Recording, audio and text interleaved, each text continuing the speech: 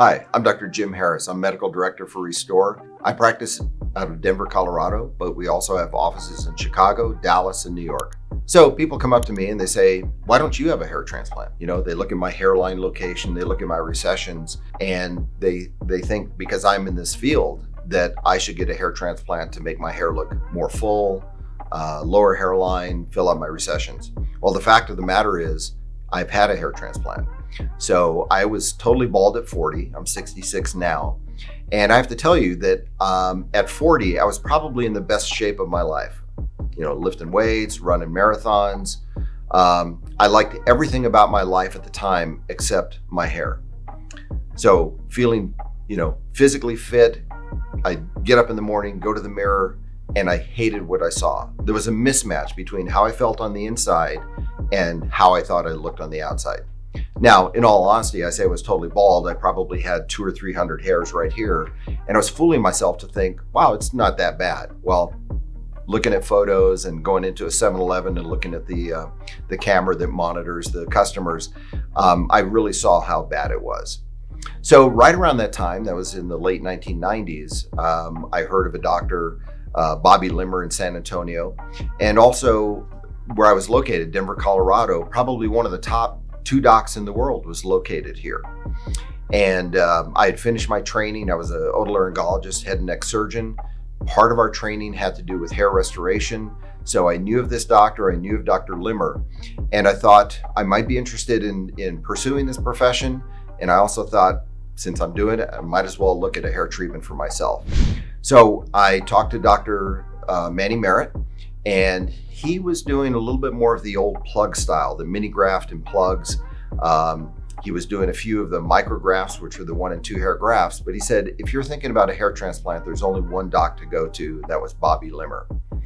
So because I was also interested in pursuing this as a profession, I went to San Antonio with the intent of training.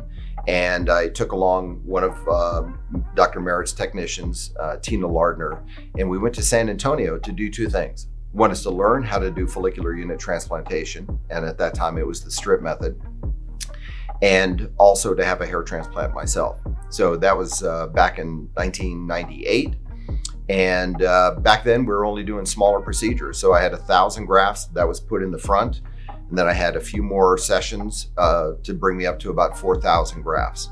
Nowadays, we can do that in 2 separate sessions pretty easily. But what really thrilled me about the procedure is that within, again, about 10 months after my initial procedure, patients, family, colleagues had no idea I had a hair transplant.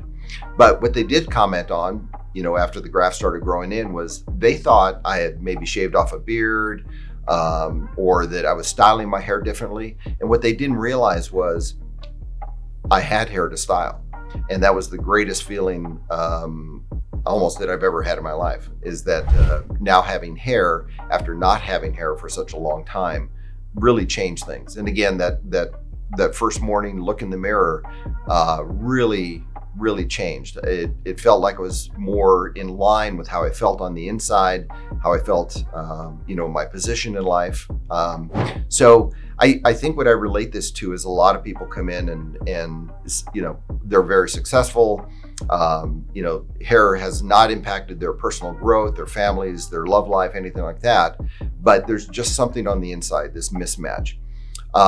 Now, that's a little different from other patients I see where they're devastated by their hair loss.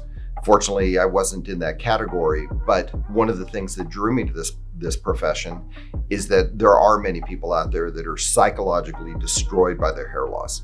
And it's been such an amazing journey for me to be able to really change people's lives.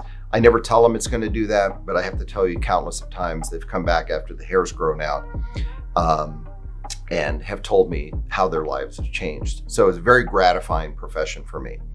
So skip back again, I had 4,000 grafts with the strip procedures. I have to tell you that after each one, it became a little more painful. The recovery period was a little bit longer. You're going back into the same area, irritating the nerves. And by my 4th strip procedure, my scars were starting to widen. Fortunately, around the time that I was thinking about more hair, we had already developed the FUE procedures. developed the Artist robot. And so my fifth procedure was a Artist robot FUE hair restoration. That was another 2,000 grafts, so that brought me up to 6,000. And then several years later, I had another FUE procedure of about 1,500 grafts performed by my colleague, Dr. Shelley Lovett. So my journey has been one from almost complete baldness at 40 years old to having a head of hair that I'm happy with when I look in the mirror. Most people can't believe I've had a hair transplant or that I was, totally bald at one period of time. But the beauty, if you go to the right person, go to the right clinic, see the right doctors, is that nobody will look at your hairline or look at your hair and know you've had a hair transplant. That's the sign of a hair transplant that's been done correctly. So most people, especially men who don't like to talk about, vanity or things they'd like to change in their own bodies. One of the biggest fears they have is that if they have a hair transplant, that someone will notice. And the way it's noticed is that it may be too linear or you have larger grafts in the very front. But what I tell patients is that we will create something that mimics nature. You always hear doctors say how artistic they are.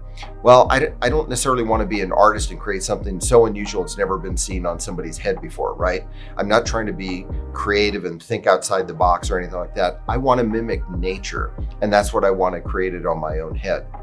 So if you end up with a transplant that looks absolutely normal, no one can tell it's a transplant, then the conversation just goes on. So I tell patients that, makes them feel a little more comfortable in that attention won't be drawn to a hair transplant. And I've been fortunate. I've had great doctors, great colleagues that have helped assist me get the head of hair that I want.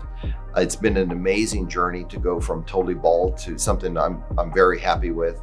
And then professionally to be involved in this specialty that really has the capability of changing people's lives. I couldn't be happier. So that's my hair restoration journey, how I started, how I ended up with the hair that I have, and a few steps along the way. So if you like what you've seen, like below, subscribe, make some comments. Again, I'm Jim Harris, Medical Director for Restore. If you want more information, go to restorehair.com or go to the ISHRS website at ishrs.org.